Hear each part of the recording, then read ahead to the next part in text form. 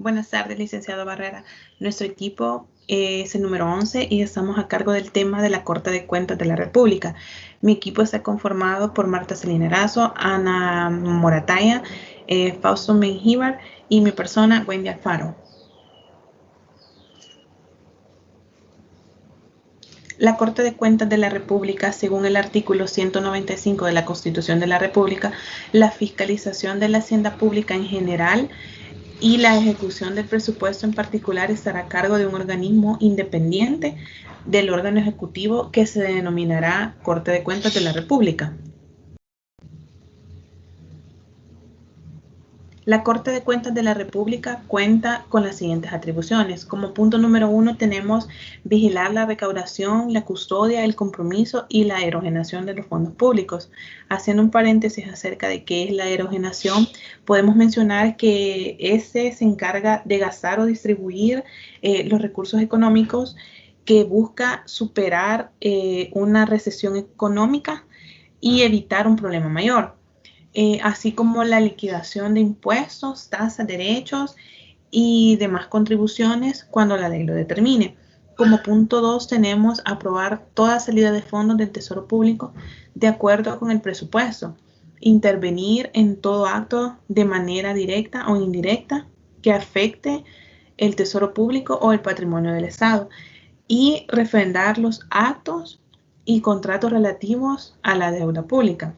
Como punto 3 tenemos vigilar, inspeccionar y glosar las cuentas de los funcionarios y empleados que administren o manejen bienes públicos y conocer los juicios a que den lugar dichas cuentas. Como punto 4 tenemos fiscalizar la gestión económica de instituciones y empresas estatales de carácter autónomo y de las entidades que se costeen del subsidio mismo. Como punto 5 tenemos examinar la cuenta que sobre la gestión de hacienda pública rinda el órgano ejecutivo a la asamblea e informe a esta del resultado de su examen. Como punto 6 tenemos dictar los reglamentos necesarios para el cumplimiento de las atribuciones. Como punto 7, informar por escrito al presidente de la República, a la Asamblea Legislativa y a los respectivos superiores jerárquicos de irregularidades relevantes comprobadas a cualquier funcionario o empleado público en el manejo de bienes y fondos sujetos a fiscalización. Como punto 8 tenemos velar porque se hagan efectivas las deudas a favor del Estado y municipios. Como punto 9 tenemos ejercer las demás funciones que las leyes señalen. En este apartado tenemos que las atribuciones del punto 2 y 4 de una manera adecuada a la naturaleza y fines del organismo de que se trate de acuerdo con lo que al respecto determine la ley y podrá actuar previamente a solicitud del organismo fiscalizado, del superior jerárquico, de ese o de oficio cuando lo considere necesario. ¿Cómo se organiza la Corte de Cuentas? La Corte de Cuentas tiene como máxima autoridad administrativa a su presidente y este, junto al primero y el segundo magistrado, conforman la Cámara de Segunda Instancia.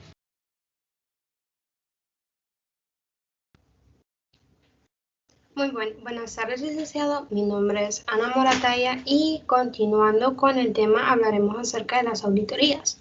Como primer punto es importante saber qué función realiza una dirección de auditoría. Y bueno, realiza su función de auditoría de acuerdo a una planificación anual, al marco legal reglamentario y a las políticas de auditoría gubernamental en todas aquellas instituciones dentro de la jurisdicción de la Corte de Cuentas de la República.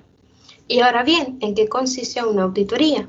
Bueno, esa consiste en examinar de manera objetiva, imparcial, independiente, sistemática y profesional todas aquellas actividades financieras, administrativas u operativas ya ejecutadas por las entidades y organismos del sector público, así como también a personas, entidades u organismos que se vean beneficiados de los recursos públicos.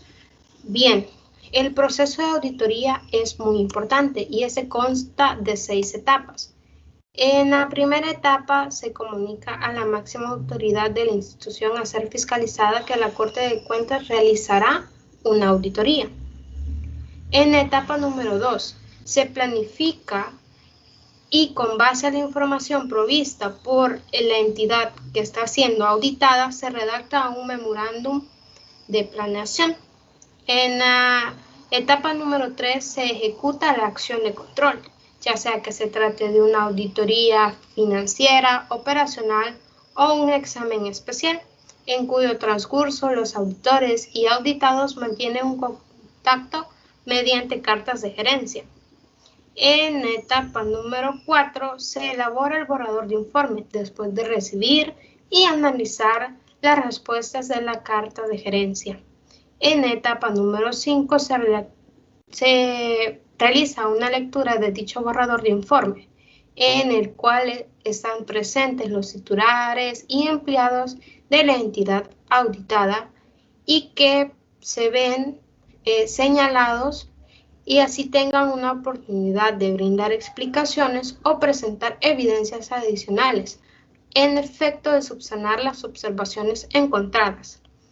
Y ahora, en la etapa número 6 y etapa final, se realizan, después de haber analizado todas las pruebas o evidencias presentadas, se realiza el único y definitivo informe de auditoría, en el cual se le notifica a la máxima autoridad de la entidad auditada y a las otras personas que se vean involucradas. Además, se le envía una copia a la Coordinación General Jurisdiccional para que asigne equitativamente a una de las 5 cámaras de primera instancia, según corresponda, o así también queden libres de cualquier observación.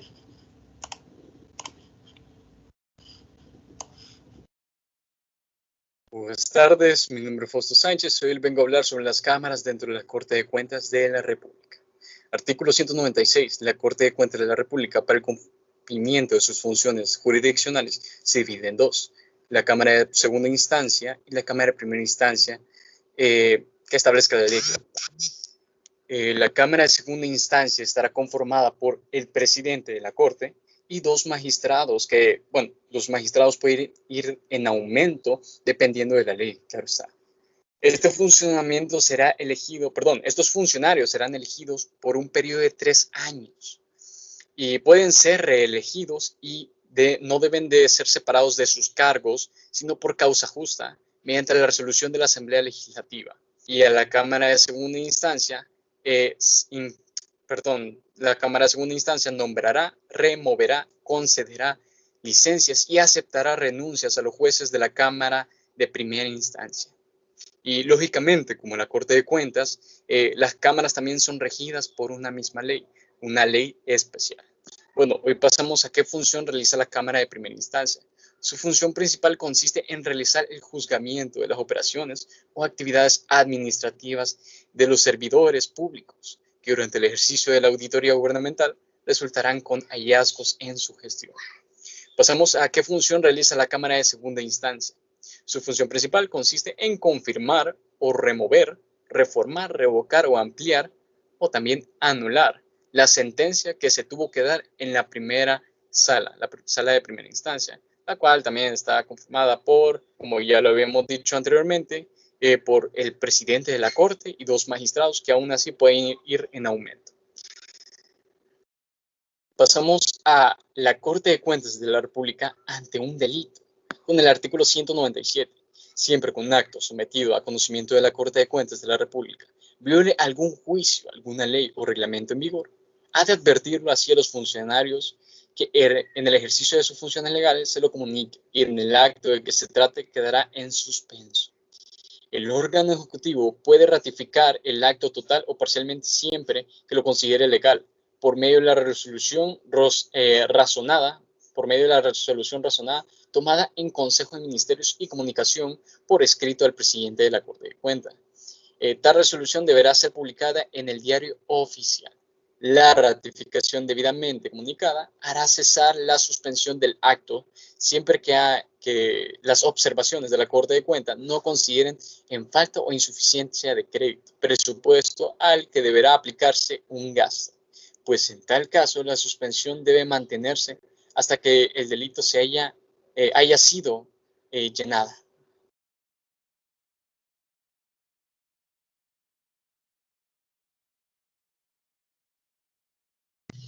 Buenas tardes, licenciado. Mi nombre es Celina Morales y continuando con el tema, les explicaré qué función tiene un juez.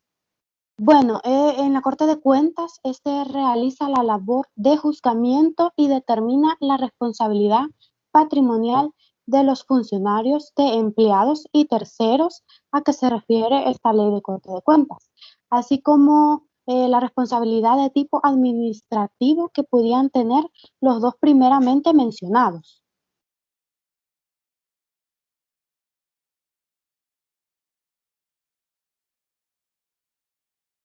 Siguiendo con el tema, representantes de la Corte de Cuentas. Bueno, ahora en la actualidad, luego de que los diputados eligieran bajo votación nominal y pública de conformidad con el artículo 131, numeral 19 de la Constitución, a los 3 magistrados que dirigirán la Corte de Cuentas de la República.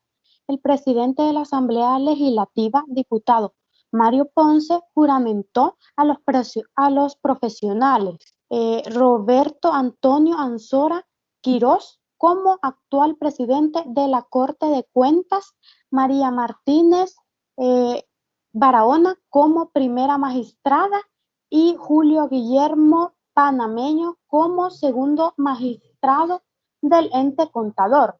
De conformidad con el artículo 198 de la Constitución, nos dice que el presidente y los magistrados de la Corte de Cuentas deberá ser salvadoreños por nacimiento, mayor de 30 años, de honradez y competencia notoria, estar en el ejercicio de los derechos de ciudadano y haber estado en los 3 años anteriores de su selección, mientras que el artículo 199 del mismo nos dice que el presidente de la Corte de Cuentas rendirá anualmente a la Asamblea Legislativa un informe detallado y documentado de labores de la Corte. También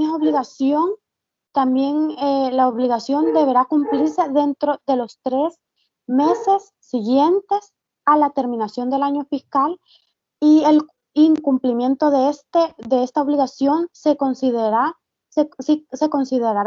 como causa justa de la destitución.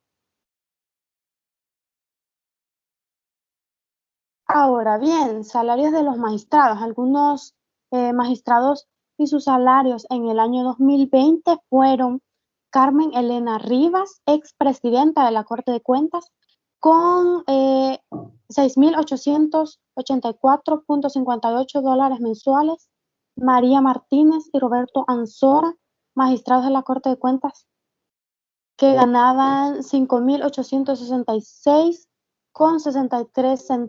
Daniel Álvarez, que es el presidente y director ejecutivo de la Comisión Hidroeléctrica CEL, ganando $10,460.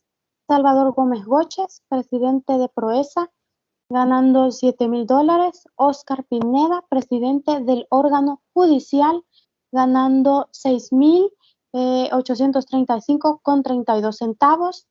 Y para finalizar, Nicolás Alfredo Martínez, presidente del Banco Central, ganando $6,557. Bueno, esto sería todo, licenciado, esperando que sea de su agrado. Muchísimas gracias.